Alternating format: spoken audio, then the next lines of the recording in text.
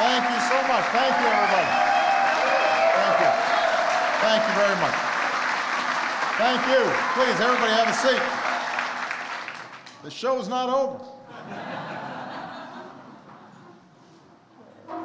To all the tremendous artists from all the genres and backgrounds who joined us tonight to pay tribute to the one and only Sir Paul McCartney. Thank you so much.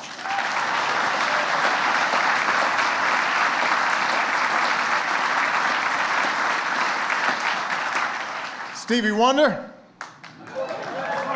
the Jonas Brothers, Faith Hill, Emmylou Harris, Lang Lang, Herbie Hancock, Elvis Costello, Jack White, Corinne Bailey Rae, David Grohl, and the funny man Jerry Seinfeld. Give it up for him.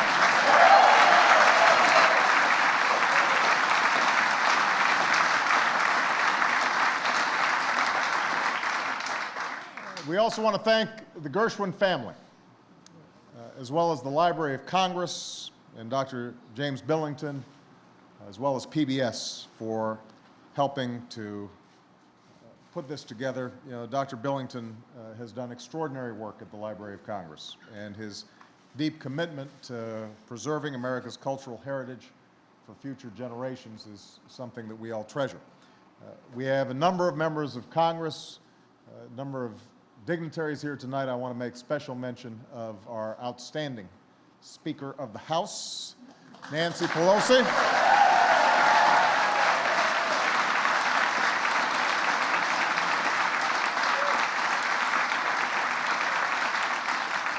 You will not find a bigger supporter of the arts than Nancy Pelosi, and so we're grateful for that.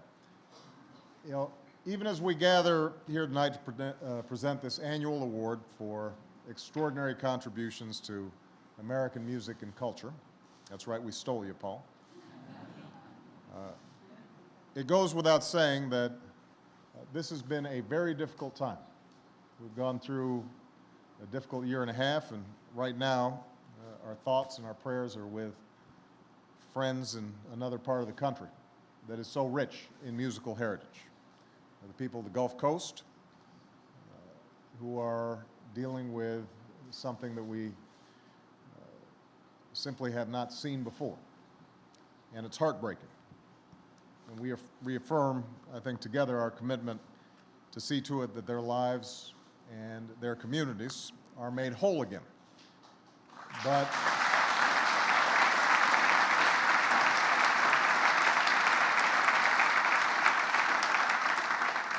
part of what gets us through tough times is music, the arts, the ability to capture that essential kernel of ourselves, that part of us that sings even when times are hard. And it's fitting that the library has chosen to present this year's GershwinPrize for Popular Song to a man whose father played Gershwin compositions for him on the piano, a man who grew up to become the most successful songwriter in history, Sir Paul McCartney. Now,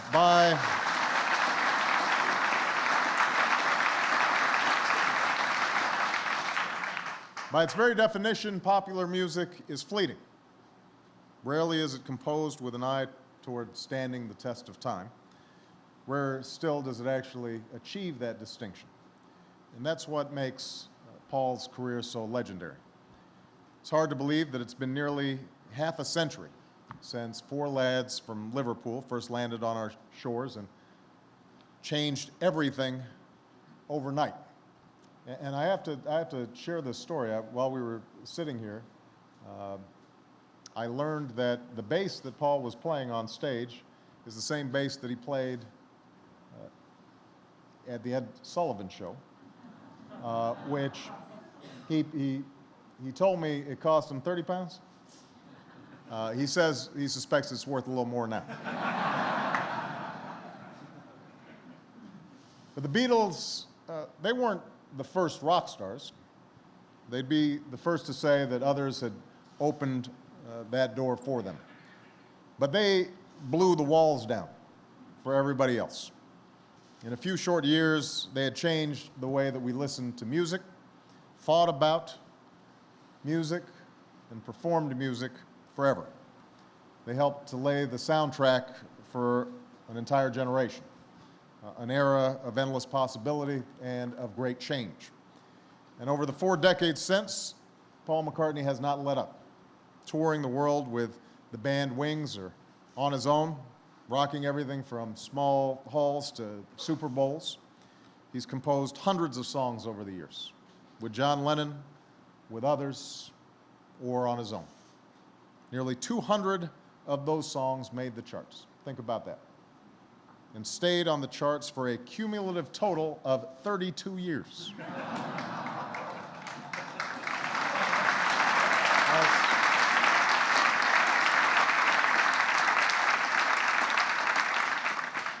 And his gifts have touched billions of lives.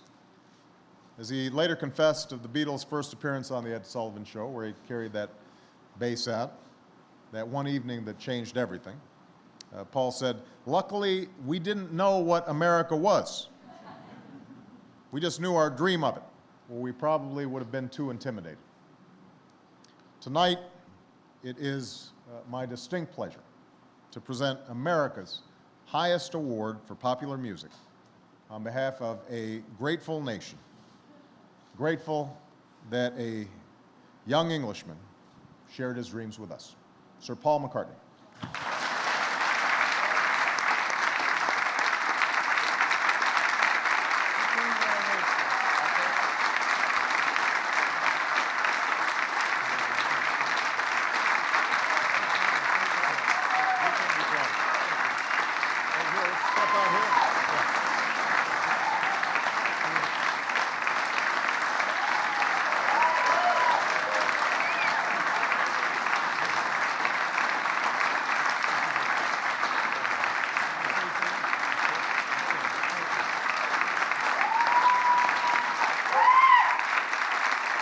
President of America,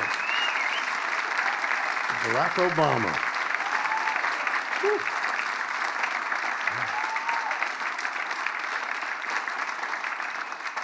Thank you very much.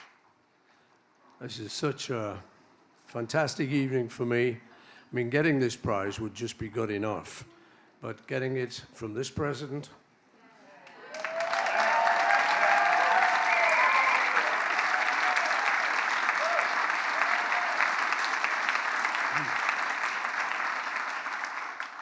and Mr. President said, you know, we're going through difficult times on a number of fronts. But when I knew I was coming here tonight, I knew I had to say that even though we all know you've got lots of really difficult issues to deal with, I just wanted you to know you have billions of us who are rooting for you, and we know you're going to come through.